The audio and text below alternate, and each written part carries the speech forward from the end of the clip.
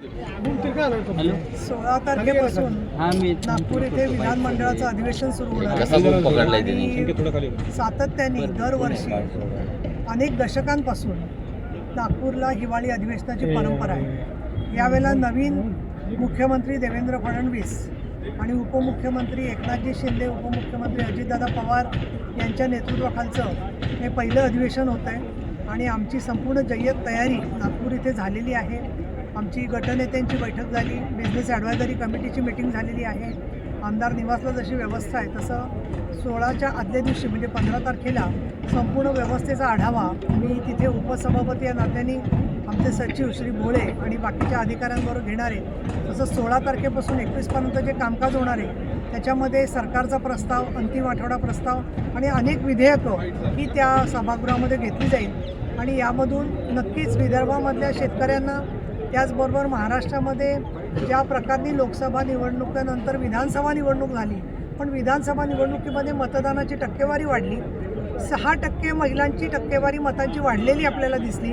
समाजातल्या प्रत्येक घटकाच्या अनेक अपेक्षा सरकारकडून आहेत। या पार्श्वभूमीवर आधीचे चांगले निर्णय परत सातत्याने राहणं आणि नवीन चांगले निर्णय होऊन विदर्भ आणि महाराष्ट्रातल्या जनतेला दिलासा देण्याचं काम हे अधिवेशन करेल असा आमचा पीठासीन अधिकारी म्हणजेच उपसभापती या नात्याने माझा प्रयत्न आहे। लाडके बहिणीचं रक्कम वाढू शकते, सरकार दिलेलं असे संकेत सरकारने दिलेले आहेत आणि सरकार हे शेवटी प्रशासन आणि शासन मिळून एकत्र जसं काम करत असतं तसं त्याचबरोबर काही निकषांनुसार सुद्धा काम करत असतं आणि 2100 रुपये केले जातील अशा प्रकारनी वारंवार सरकारने याच्यापूर्वी सांगितलेलं आहे आणि त्यामुळे तशी रक्कम वाढवण्याची तरतूद केली जाईल आणि त्याच्यानंतर ते सुद्धा दिले जातील असं मला वाटतं। मी एक गोष्ट जरूर सांगेन की महिलांची व्होट बँक कुठे आहे याच्याला मी तुमच्याशी पुण्यामध्ये बोलत असताना सांगितलं होतं की स्त्रिया मतदार म्हणून अधिक जागृत होत आहेत, त्यांची टक्केवारी वाढते आहे, त्यांच्या प्रश्नावरती काम होतं आहे। घरोघर पाणी देण्याच्यासाठी सुद्धा महिला सक्षमीकरणाला हातभार लागेल असं आजच मोदी साहेबांनी जाहीर केलेलं आहे आणि फडणवीस साहेबांनी सुद्धा हे सांगितलेलं आहे की जे माननीय एकनाथ शिंदे आणि अगोदर अजितदादा पवार तिघांनी मिळून एकत्र घेतलेले निर्णय होते तर ते निर्णय जे आहे ते अधिक चांगल्या प्रकारे लागू करण्यासाठी ते वचनबद्ध आहेत।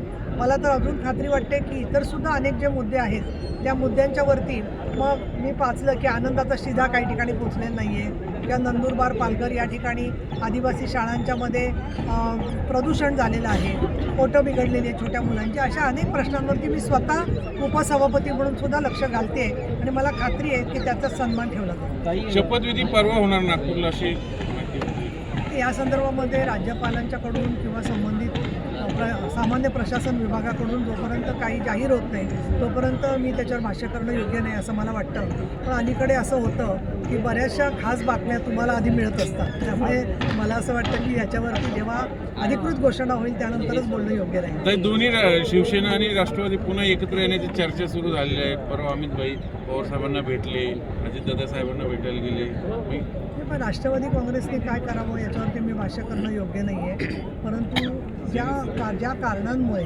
मतभेद झालेले असतात ते जे मूळ कारण आहे की मोदी साहेब, महायुती आणि NDA याच्याशी असणारे त्यांचे वैचारिक मतभेद, मग ते अबकडपासून अदानींपासून ते प्रत्येक राज्यापर्यंत ते मतभेद असू शकतात। त्याच्यामध्ये सामोपचाराने मार्ग लोकसभा निवडणुकीचा निकाल लागल्याबरोबर होत असेल तर मी असं म्हणेन की ती स्वागतार्ह गोष्ट आहे। आणि शिवसेनेच्या संदर्भात म्हणाल तर आमचे प्रवक्ते संजय शिरसाट यांनी जाहीर केलेलं आहे, परंतु तरीही मला असं वाटतं की अमक्याची ताकद दाखवू, तमक्याला तुरुंगात टाकू वगैरे ही जी संपूर्ण भाषा सातत्याने चाललेली आहे याच्यामधून समाजाचंच तर भलं तर होणारच नाही पण स्वतःसुद्धा बुडत्याचा पाय खोलात अशी या नेत्यांची परिस्थिती होईल असं मला दिसतंय। थँक्यू।